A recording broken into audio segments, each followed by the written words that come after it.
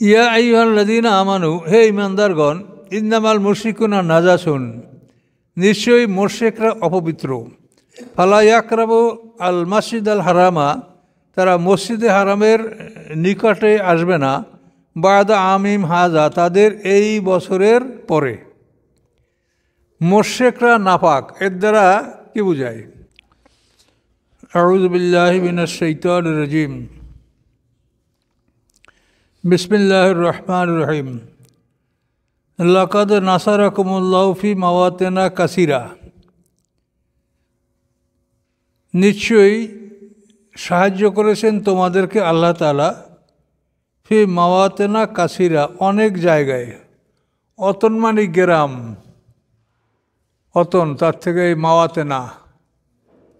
আল্লাহ বলেন নিশ্চয়ই, লাকাদ বা নিশ্চয়ই, নাসারাকুম সাহায্য করছেন তোমাদেরকে আল্লাহ তাআলা, ফি মাওয়াতেনা কাসীরা, অনেক জায়গায়, অনেক জনপদে। ও ইয়াউমা হুনাইন, এবং বিশেষ করে হুনাইনের দিন। এই হুনাইনের যুদ্ধটা মক্কা বিজয়ের পরে আল্লাহ রাসূল হুনাইনের যুদ্ধ করেছেন। মক্কা বিজয়ের পরে অনুমান 15 দিন পর্যন্ত আল্লাহ রাসূল মক্কায় অবস্থান করেছেন। এরপরে প্রস্তুতি নিয়ে তিনি হুনাইন, এই হুনাইনের যুদ্ধ মক্কা থেকে এটা পূর্ব দিকে আর কি, দক্ষিণ পূর্ব দিকে অঞ্চলটা, হুনাইন, তায়েফ, এগুলো দক্ষিণ পূর্ব দিকে। তো মক্কা বিজয়ের পরে প্রায় উপদ্বীপের সকল অঞ্চলের লোকেরাই কিন্তু সারেন্ডার করছে, ইসলাম গ্রহণ করছে। কিন্তু এই হুনাইন, তায়েফ, জিরানা, এইসব কিছু এলাকার লোক তারা আল্লাহ রসুলের কাছে সারেন্ডার করে নাই মক্কা বিজয়ের পরেও। তখন আল্লাহ রসুল এদের বিরুদ্ধে অভিযান চালিয়েছেন। মক্কা বিজয়ের পরে আল্লাহ রসুল সেখানে আত্তাব ইবনে আসিদ নামক এক নবমুসলিম, তাকে মক্কার গভর্নর নির্বাচন করেছেন। এই আত্তাব ইবনে আসিদ মক্কা বিজয়ের সময় ইসলাম গ্রহণ করছে। মক্কা বিজয়ের পরে যখন বেলাল রাদিয়াল্লাহু তাআলা আনহুকে আজান দেওয়ার জন্য কাবাঘরের ছাদে তোলা হয়েছিল, তখন এই আত্তাব ইবনে আসিদ, আবু সুফিয়ান, তারপরে সফওয়ান ইবনে উমাইয়া, তো এরকম কিছু লোক সমালোচনা করতেছিল। আত্তাব ইবনে আসিদ বলছিল যে আমার আব্বা ভাগ্যবান যে এই দৃশ্য দেখার আগে তিনি মারা গেছেন। আজকে কাবাঘরের উপরে একটা হাফি গোলাম তৈলে মুহাম্মদ সাল্লাল্লাহু আলাইহি ওয়াসাল্লাম এই কাম করলো, কাবাঘর অপমান করে ফেলাইছে। এইটা হলো তাদের কথা। তো এই কথার পরে আল্লাহ রসুল তাদেরকে ডাকলেন, ডাইকে বললেন তোমরা এগুলো বলো না এই কথা। এখানে আবু জাহেলের ভাই ছিল, সে বলছিল, হারেস ইবনে, সে বলছিল যদি এদের মধ্যে কল্যাণ দেখতে পাই তো আমি গ্রহণ করবো। আর ওরা বলছে ওইটা, সফওয়ান ইবনে উমাইয়া, ওরা। তখন আল্লাহ রাসূল তাদেরকে ডাকলেন যে তোমরা এই কথাগুলি বলো নাই। তখন ওরা অবাক হয়ে গেছে যে আল্লাহ তার রসুলকে এগুলো জানিয়ে দিয়েছেন। তিনি তো এ কথা তো আমরাও কেউ যাইনি এখান থেকে, আর কেউ তার কাছে বলে নাই, তাহলে তিনি আল্লাহ রসুল। তো এখানে এই আত্তাব ইবনে আসিদ নবমুসলিম, কিন্তু সে নেতা, যোগ্য ব্যক্তি, তাকে কিন্তু মক্কার গভর্নর করে দেওয়া হলো। আর যেহেতু সে মাসলা মাসাইল জানবে না, এই জন্য মুআয ইবনে জাবাল রাদিয়াল্লাহু তাআলা আনহুকে তার অধীনস্থ রাখা হলো। যে শাসন ক্ষমতা আত্তাব ইবনে আসিদের, আর শরীয়তের ফতুয়া এটা দিবে মুআয ইবনে জাবাল। এভাবে মক্কার ব্যবস্থাপনা করে আল্লাহ রসুল হুনাইনের দিকে রওনা করলেন। তো আল্লাহ রসুলের সাথে এবার সৈন্য সংখ্যা ছিল 12,000। 10,000 নিয়ে তো তিনি মদিনা থেকে মক্কা বিজয়ের জন্য রওনা করছিলেন। আর এই 2,000 হল নবমুসলিম।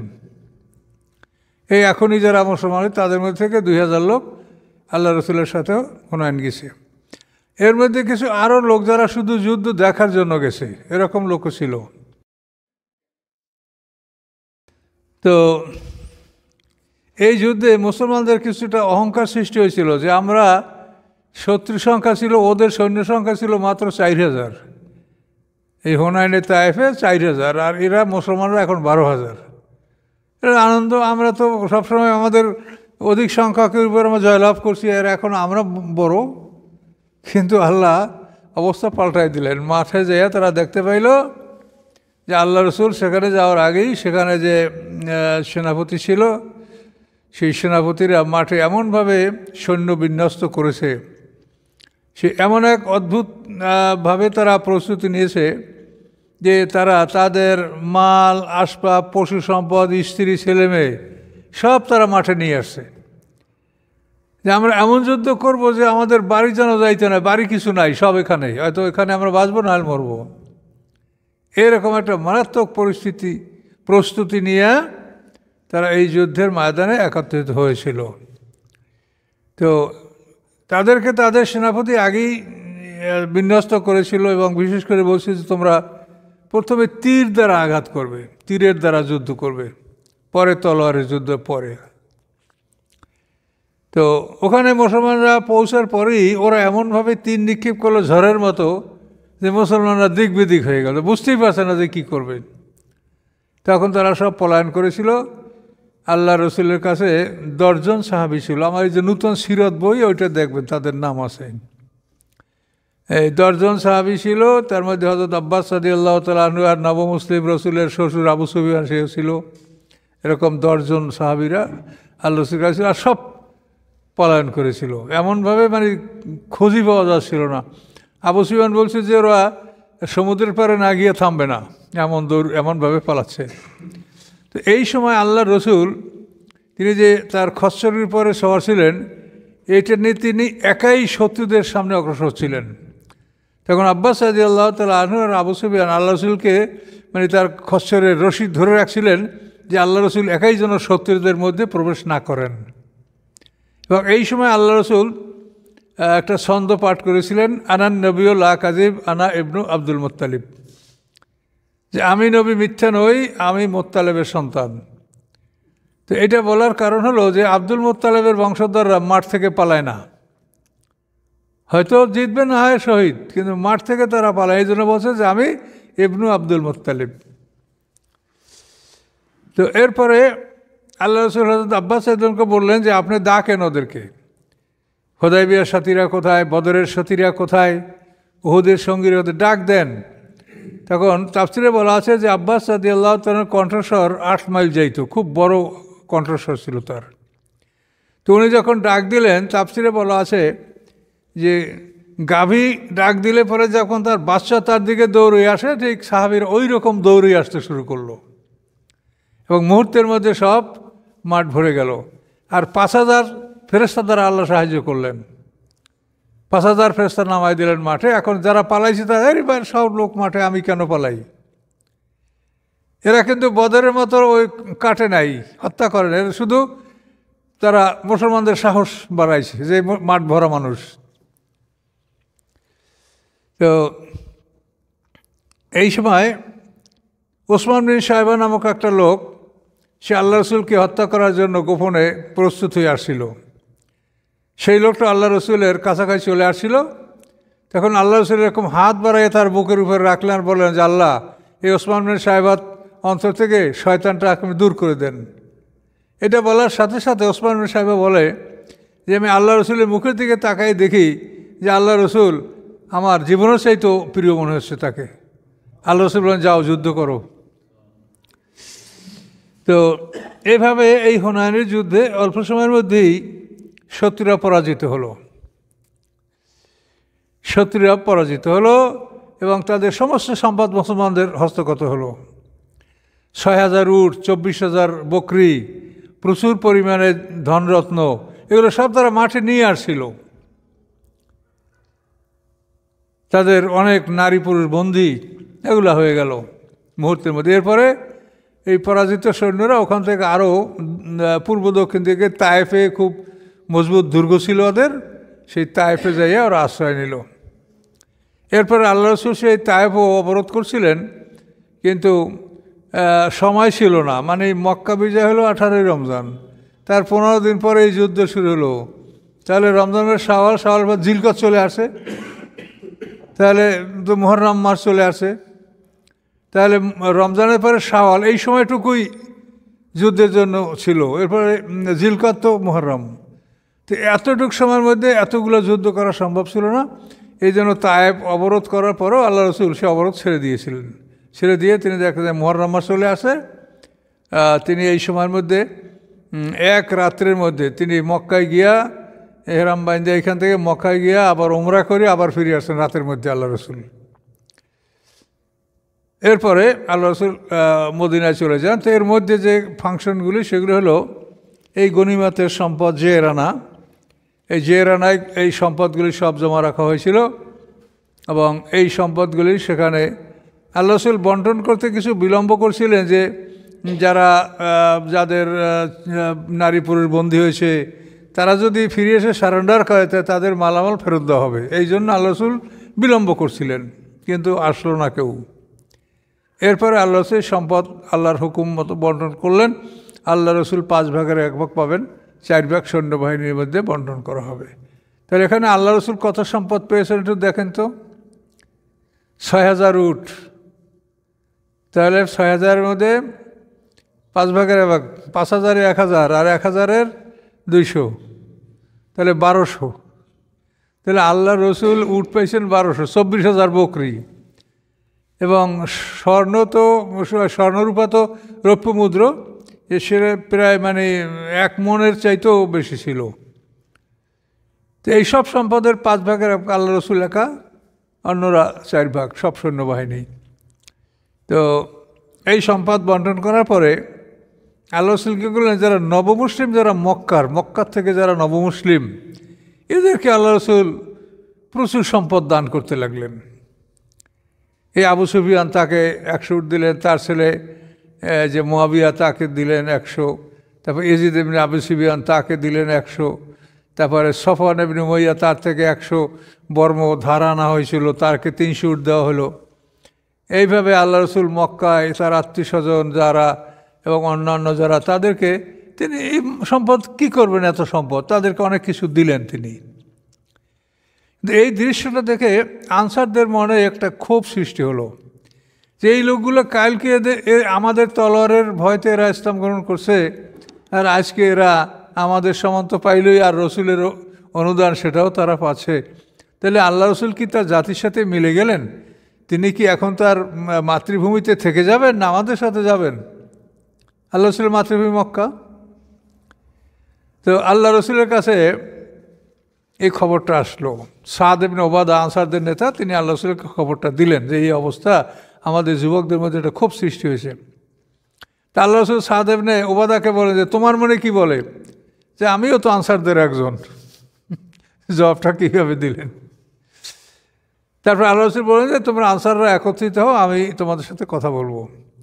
তখন সবাই একত্রিত হলেন। একত্রিত হওয়ার পরে আল্লাহ রসুল তাদেরকে বললেন যে শোনো, আমি আল্লাহর আইনের বহির্ভূত কিছু করি নাই। আমার যে 5 ভাগের 1 ভাগ সম্পদ পেয়েছি, এর থেকে আমি দান করেছি, আমি তোমাদের সম্পদ দেই নেই কাউকে, আমার তা আমি দিয়েছি। তো এখন তোমরা বলো যে তোমরা আনসার, আমি তোমাদের সাথে আছি, তোমরা যেদিক যাবে আমি সেদিক আছি। সারা দুনিয়ার মানুষ যদি একদিক থাকে আর তোমরা আনসাররা অপর দিক থাকো, আমি তোমাদের সাথে থাকবো। কিন্তু একটা কথার জবাব দিতে হবে, সেটা হলো এই যে এই যাদেরকে আমি উট বকরি দান করছি, এরা তো এগুলি নিয়ে বাড়ি যাবে, আর তোমরা যখন মদিনায় যাবে তখন আল্লাহ রসুলকে সাথে নিয়ে মদিনায় যাবে। এখন জিতলো কারা বলো? সাহাবায়ে কেরাম কেঁদে জারজার হয়ে গেল, ইয়া রাসূলুল্লাহ, আমাকে উট লাগবে না, আমরা আপনাকে নিয়ে মদিনায় যাব, এর চাইতে বড় নেয়ামত আমাদের আর কিছু নাই। এভাবে আনসারদের মনোকষ্ট দূর হলো। আল্লাহ রসুল তায়েফ অবরোধ করেছিলেন, কিন্তু সেখানে অবরোধ তিনি ছেড়ে দিতে বাধ্য হলেন, যে মুহররম মাস চলে আসে। আল্লাহ রসুল মদিনায় চলে গেলেন। আর এদিকে তো এই অবস্থা, মক্কার শাসন ব্যবস্থা এভাবে রেখে চলে গেলেন। চলে যাওয়ার পরে এবছর আর হজ পালন করা মুসলমানদের পক্ষে সম্ভব হলো না। তার কারণে এই রমজান, তারপরে রমজানের শাওয়াল, তারপরে জিলকদ, এই সময়ের মধ্যে আর হজের প্রস্তুতি সম্ভব, এবছর আল্লাহ রসুল হজ করেননি। এরপরে নবম হিজরিতে আবু বকর সিদ্দিকের মাধ্যমে তিনি হজ পরিচালনা করেছেন, আর 10ম হিজরিতে আল্লাহ রসুল নিজে বিদায় হজ করেছেন। আচ্ছা, এগুলো আপনারা ওই আমার সিরাত গ্রন্থ থেকে পড়বেন, তো সেখানে একেবারে নাম ধাম আপনারা সব পাবেন। বইটা আমার ছোট হইলেও কিন্তু ওর মধ্যে আপনি আসল জিনিসে কোনো কমতি নেই, আনুষঙ্গিক জিনিস অনেক সংক্ষেপ করছি আমি। তার কারণে একটা বড় জিনিস হইলে মানুষ পড়তে পড়তে বিরক্ত হয়, কত পড়া যায়। এই জন্য এই যে বড় বড় তাফসির, বড় বড় সিরাত, এগুলো মানুষ পড়তে পড়তে তো ক্লান্ত হয়ে যায়। আর আমার একটা ছোটো একটা সাহস, এগুলো এটা পড়ে ফেলবো।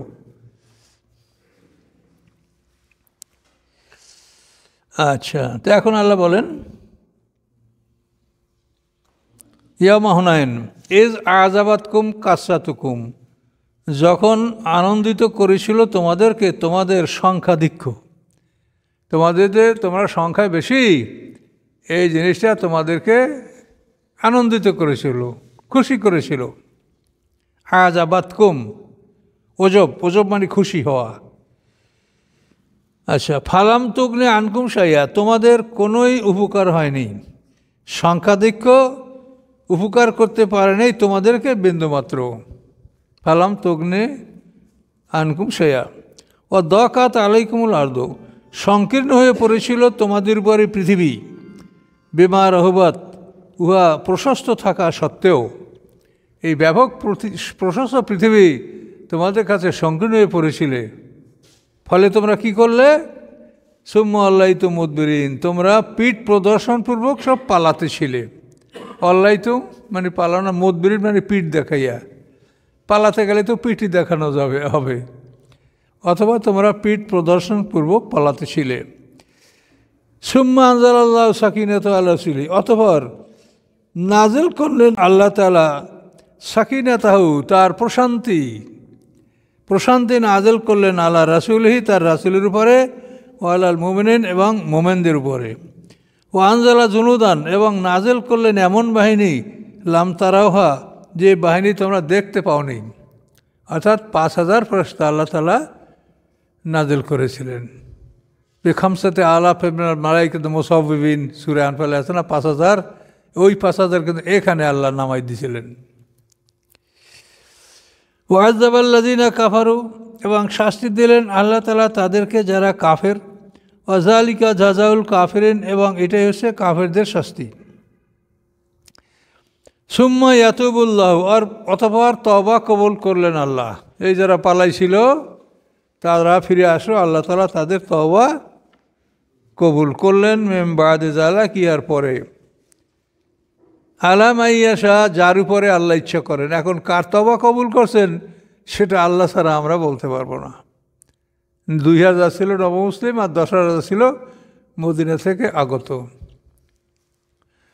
আল্লাহ গাফুর রহিম, আল্লাহ তাআলা গাফুরুন, আল্লাহ তাআলা ক্ষমাশীল, দয়াময়। ইয়া আইয়ুহাল্লাযীনা আমানু, হে ঈমানদারগণ, ইন্নামাল মুশরিকুনা নাজাসুন, নিশ্চয়ই মুশরিকরা অপবিত্র। ফালা ইয়াকরাবু আল মাসজিদ আল হারামা, তারা মসজিদে হারামের নিকটে আসবে না। বাদা আমিম হাজা, তাদের এই বছরের পরে। মুশরিকরা নাপাক, এর দ্বারা কি বোঝায়? মুশরিকরা নাপাক এর অর্থ হলো যে তারা শিরকের মধ্যে লিপ্ত আছে, আর তাদের পবিত্রতা হচ্ছে লা ইলাহা ইল্লাল্লাহ বলা। মুশরিকরা পবিত্র হবে লা ইলাহা ইল্লাল্লাহ বললে, আমরা পবিত্র হব উযু গোসল করলে। আর মুশরিকের পবিত্রতা হলো লা ইলাহা ইল্লাল্লাহ বলা। মুশরিকরা নাপাকের অর্থ এই না যে মুশরিকদের শরীরের ঘাম বা তাদের উচ্ছিষ্ট তারা একটা ধরেছে খেয়েছে, এটা হারাম না। এই নাপাকের অর্থ হলো যে তারা কলমা পাঠ করে নাই, তারা শিরকের মধ্যে আছে, এই নাপাকি তাদের, এটা বুঝতে হবে। আপনি মনে করেন আপনি একটা গাড়িতে পাশাপাশি একজন হিন্দু আপনার পাশে, আপনার সিটের পাশে সাথী। এখন গরমের দিনে তার জামা কাপড় ঘামিয়ে গেছে, আপনার জামাও ঘামিয়ে গেছে, এমনকি তার ঘাম আপনার গায়ে লাগছে, আপনার ঘাম তার গায়ে লাগছে। তো এখানে আপনার জামাটা কি নাপাক হয়ে যাবে? এটা হবে না। তার কারণ এই নাপাক মানে এই দেহটা মানুষ হিসাবে, মানুষ এটা পবিত্র, কিন্তু তারপর অপবিত্রতা হলো মুশরিকদের জন্য শিরকের কারণে তারা অপবিত্র। আর আমাদের যদি উযু গোসল ফরজ হয় তাহলে আমরা পবিত্রতা অর্জন করব। কিন্তু মানুষের একটা সম্মান, এই জন্য সুরে আদমি, সুর মানে উচ্ছিষ্ট, মানুষের উচ্ছিষ্ট এটা হালাল। আপনি হিন্দুদের বানানো রেস্টুরেন্টে খাবার খান, অনেক সময় তো বোঝাও যায় না নূতন শহরে গেলে এটা কার দোকান, হিন্দু না মুসলমান, এগুলো তো অনেক সময় বোঝাও যায় না, চেনাও যায় না, কিন্তু সমস্যা নেই। জানতে পারলে আপনি অ্যাভয়েড করেন, সেটা আলাদা। না জানলে এই ব্যাপারটায় কোনো জটিলতা নেই। হিন্দুদের বীরধর্মীদের উচ্ছিষ্ট এটাকে পাক বলা হয়েছে, না পাক না। কিন্তু অপবিত্র বস্তু যেটা চিহ্নিত, যেমন প্রস্রাব পায়খানা অপবিত্র জিনিস, সেটা তো চিহ্নিত, সেটার ব্যাপারে তো আর কোনো কারো দ্বিমত নাই, সেগুলো তো নাপাক তো অবশ্যই। আল্লাহ বলেন এবছরের পরে তারা মসজিদে হারামে আসবে না। তা মনে রাখতে হবে এই সূরাটা নাযিল হয়েছে কিন্তু নবম হিজরিতে। হযরত আলী রাদিয়াল্লাহু তাআলা আনহু আবু বকর সিদ্দিকের পিছনে নিয়ে গেছিলেন, মনে রাখতে হবে। তাহলে এবছর বলতে ওই নবম হিজরি, আর অষ্টম না, নবম হিজরি। এটা হলো এই ঘোষণার বছর হলো নবম হিজরি, আরাফাতের দিন। তাহলে এই বছর পরে, অর্থাৎ এই নবম হিজরি আরাফাতের দিনের পরে কোনো মুশরিক মসজিদে হারামের কাছে আসবে না। কিন্তু 4 মাস সময় দেওয়া হয়েছে, সেটা তো অন্য জায়গায় বলা হয়েছে। 4 মাস তারা থাকবে, হয়তো মুসলমান হবে, না হলে বের হয়ে যাবে। ওয়ানখিফতুম আয়লাতান, এখন এটার ব্যাপারে মুশরিকদেরকে হরেমে ঢুকতে দেওয়া হবে না, তাহলে ব্যবসা বাণিজ্য তো সমস্যা হবে। বেচা কেনা, লেনদেন, ব্যবসা বাণিজ্য তো মোমেন মুশরিক সবার মধ্যে এটা জড়িত আছে একটা, তাহলে এটা এত ক্ষতিগ্রস্ত হবে মুসলমানরা। আল্লাহ সেইটার ব্যাপারে বলছেন খিফতুম আয়লাতান, যদি তোমরা ভয় করো দারিদ্রের, যে এই বিধর্মীদেরকে যদি এখান থেকে তাড়িয়ে দেওয়া হয় তাহলে তোমরা ব্যবসা বাণিজ্যে তোমরা ক্ষতিগ্রস্ত হবে, এটা তোমরা ভয় করো। ফাসাফা ইগনিকুমুল্লাহু মিন ফাদলিহি, অচিরেই অভাবমুক্ত করবেন তোমাদেরকে আল্লাহ তাআলা তার অনুগ্রহ দ্বারা, তোমাদেরকে অনুগ্রহ দান করবেন, তোমাদের অভাব দূর করে দেবেন। কাজী মুশরিকদের সাথে লেনদেন না করলে তোমরা ক্ষতির মধ্যে পতিত হবে না, এটা আল্লাহ জানাই দিলেন। ইনশা, যদি আল্লাহ ইচ্ছা করেন। ইন্নাল্লাহ আলিমুন হাকিম, নিশ্চয়ই আল্লাহ তাআলা সর্বাজ্ঞ এবং মহাকৌশলী। কাতিলুল্লাযিনা, লড়াই করো তোমরা তাদের সাথে। কাদের সাথে? লা ইউমিনুনা বিল্লাহি, যারা ঈমান আনে না আল্লাহর প্রতি, ওয়ালা বিল ইয়াউমিল আখির, এবং ঈমান আনে না পরকালের প্রতি, ওয়ালা ইউহাররিমুনা, এবং তারা হারাম মনে করে না, মা হাররামাল্লাহু ওয়া রাসূলুহু, যা হারাম করেছেন আল্লাহ এবং তার রাসূল। মারাত্মক কথা। আল্লাহ এবং তার রাসূল যেটা হারাম করেছে, এইটা যারা হারাম করে না, তোমরা তাদের ভিতরে লড়াই করো। তাহলে এখন আপনারা ভাবেন, আল্লাহ এবং আল্লাহ রাসূল যা হারাম করছে, সেইটা কি আমরা যে সমাজে বাস করি সেই সমাজে কি সেটাকে হারাম করা হয়েছে? সুদ হারাম করা হয় না, এই জেনাকে লাইসেন্স দেওয়া হচ্ছে। তবে এইভাবে তো অনেক অবৈধ জিনিস, নেশার বস্তুকে করা হচ্ছে, ব্যবহারের অনুমতি দেওয়া হচ্ছে, এগুলো একেবারে ডাইরেক্ট হারাম। তাহলে এখন আল্লাহ বলছেন আল্লাহ এবং তার রাসূল যেটা হারাম করেছে, এইটা যারা হারাম করে না, তোমরা তাদের বিরুদ্ধে লড়াই করো। এই লড়াই কী করে আপনি করবেন? করলে তো ওই শেষ পর্যন্ত কথা ঘুরে ওইটাই আসে যে সেফাই আমাকে যাবো যে হুজুর কথা মোটেও বলতে পারবেন না, তার চেয়ে অল্প বলা ভালো না। এ কিন্তু এক জেলখানার সেফাই নসিহত আমাকে, আমি যখন জেলে ছিলাম তখন, পিরোজপুর জেলে, এই 15 সালে আওয়ামী লীগের আমলে।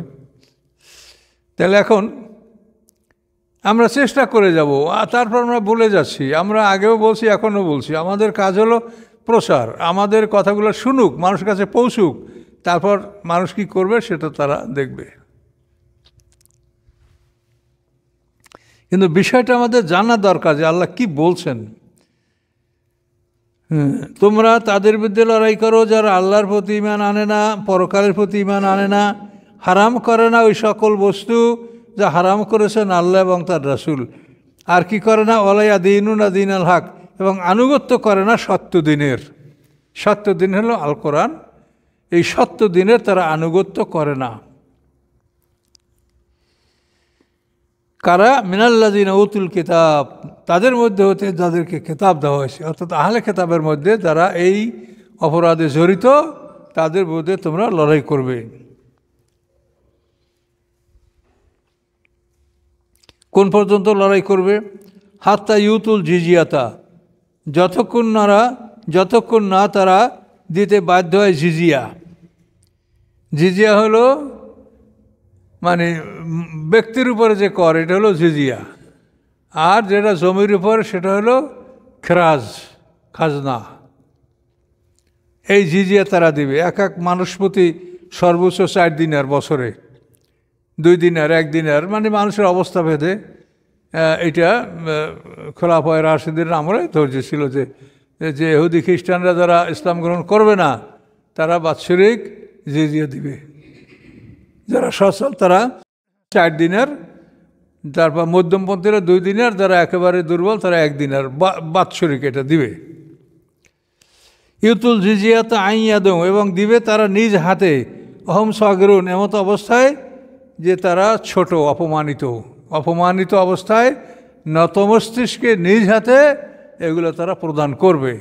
এইটা না করা পর্যন্ত তোমরা তাদের বিরুদ্ধে লড়াই অব্যাহত রাখো। তাহলে হুনাইনের যুদ্ধটা আপনারা একটু ভালো করে দেখবেন। যা বললাম এতে কিন্তু অনেক নামধাম বলা সম্ভব হয়নি, এগুলা সিরাত থেকে দেখে নেবেন, তাহলে ইনশাল্লাহ এটা ক্লিয়ার হবে। তো এটা আরেকবার আমরা দেখি। আর এই বিষয়গুলো আমরা চিন্তা করি যে আল্লাহর কোরআন স্পষ্টভাবে কথাগুলো বলে দিয়েছে, কিন্তু আমরা তো বাল্লাম বাউরের দল, যাদেরকে আল্লাহ কুকুর বলছে। দেখেন আল্লাহ তাআলা এই কুকুর বলছে আলেমদেরকেই, অন্য কোনো জাতিকে বলে নাই। কাজে এই জন্য এ সমস্ত বিষয় সতর্ক থাকতে হবে। তাহলে আমরা আরেকবার একটু রিপিট করি নাকি?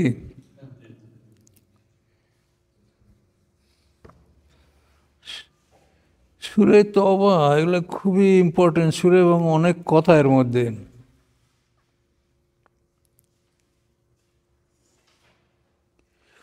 আউযু বিল্লাহি মিনাশ শাইতানির রাজিম।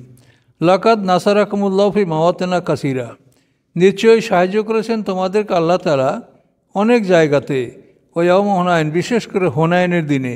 ইজ আযাবাতুকুম কাসরাতুকুম, যখন আনন্দিত করছিল তোমাদেরকে তোমাদের সংখ্যাধিক্য। ফালাম তগনে আনকুম শাইয়া, উপকার করে নাই তোমাদেরকে উহা কিছুই। ও দাকাত আলাইহিমুল আরদ, সংকীর্ণ হয়ে পড়েছিল তোমাদের উপরে পৃথিবী। বিমা রহুবাত, উহা প্রশস্ত হওয়া সত্ত্বেও। সুম্মা ওয়াল্লাইতুম মুদবিরিন, অথবা তোমরা ফিরে গিয়েছিলে পিঠ প্রদর্শনপূর্বক। সুম্মা আনজালাল্লাহু সাকিনাতাহু, অথবা নাজিল করলেন আল্লাহ তাআলা তার প্রশান্তি, আলা রাসূলি, তার রাসূলের পরে, ও আলাল মুমিনিন, এবং মোমেনদের উপরে। ও আনজালা জুনুদান লাম তারাউহা, এবং নাজিল করেছিলেন তিনি এমন বাহিনী যা তোমরা দেখতে পাও নাই।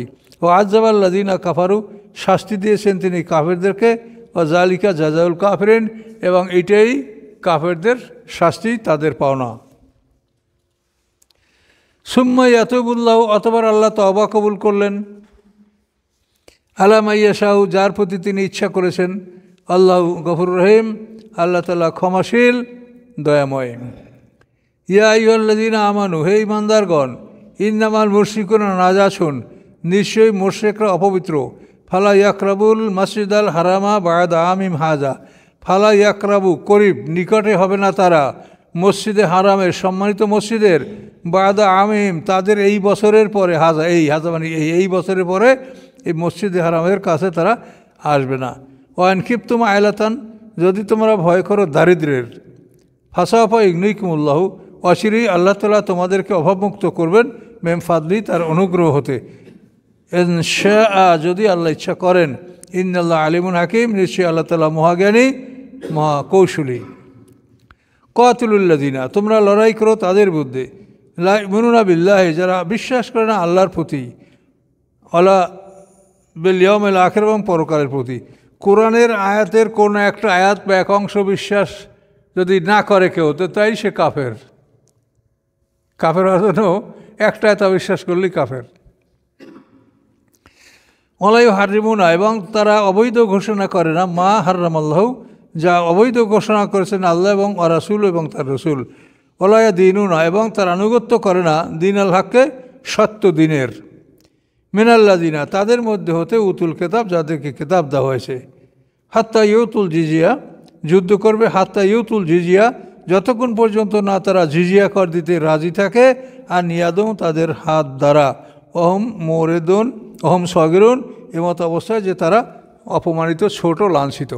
এখন দেখেন, যুদ্ধের উদ্দেশ্য যে তারা ইসলামী আইনের সামনে আত্মসমর্পণ করবে, জিজিয়া দিবে, কিন্তু যুদ্ধের উদ্দেশ্য এটা বলা হয় না যে যতক্ষণ না তারা ঈমান আনে।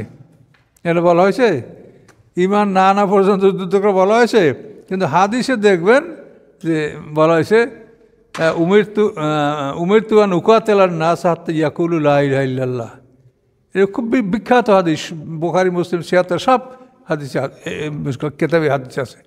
এখানে বলা হয়েছে যে আল্লাহ রাসূল আমাকে আদেশ দেওয়া হয়েছে যে আন উকাতিলান নাস, আমি মানুষের সাথে লড়াই করব, হাত্তা ইয়াকুলু লা ইলাহা ইল্লাল্লাহ, যতক্ষণ তারা লা ইলাহা ইল্লাল্লাহ না বলবে ততক্ষণ আমি লড়াই করব। কিন্তু কোরআনের কোথাও এই কথা নাই, এখানেও নাই। আরও আপনি দেখবেন এই সুরে পাবেন, আনফালেও গেছে যে লড়াই করতে পারে, হাত্তা ইয়াকুনা অকাতুলুম হাত্তা লা ইয়াকুনা ফিতনা ও ইয়াকুনা দিলু কুল্লু লিল্লাহ। আর একটা আছে ইয়াকুনু দিলু নিল্লাহ, যে তোমরা লড়াই করো কতক্ষণ পর্যন্ত, ফিতনা দূরীভূত না হওয়া পর্যন্ত, এবং আইন সর্বত্র প্রতিষ্ঠিত না হওয়া পর্যন্ত। আইনের জন্য লড়াই করতে বলছে, আপনাকে মোমেন হওয়ার জন্য লড়াই করতে বলা নেই। যদি মোমেন হওয়ার জন্য লড়াই করতে বলা হয় তাহলে ওই আয়াতটা সাংঘর্ষিক হয়ে যাবে, যেখানে আল্লাহ বলছেন লা ইকরাহা ফিদ্দিন। কোরআনে তো সাংঘর্ষিক কোনো আয়াত নেই। কি বুঝতে পারছেন? এটা বুঝতে হবে ভালো করে। ওইসব হাদিস সব সিয়াসাত্তার কিতাবে আছে, হাত্তা ইয়াকুলু লা ইলাহা ইল্লাল্লাহ। এখন দেখেন সম্পূর্ণ কোরআন। আমি কি বলবো যে উলামায়ে কেরামরা এই কোরআনকে না পড়ার কারণেই তারা এই হাদিসগুলা দিয়ে ওয়াজ করতেছে, এবং তারা এই বিপদে ফেলছে মানুষদেরকে। এখন আমরা চেষ্টা করছি বলে যাওয়ার, আল্লাহ যতদিন তৌফিক দেয় ততদিন বলে যাব। আর আপনারা এটা বুঝে নেন যে আমরা যে বলছি এটা ঠিক আছে কিনা। যুক্তিতর্ক বা কারো মনে কোনো প্রশ্ন সৃষ্টি হলে আমাকে প্রশ্ন করবেন, কোনো সমস্যা নেই। اللهم آمين. ربنا ظلمنا أنفسنا وإن لم تغفر لنا وترحمنا لنكونن من الخاسرين. سبحان ربك رب العزة عما يصفون وسلام على المرسلين. الحمد لله رب العالمين. السلام عليكم.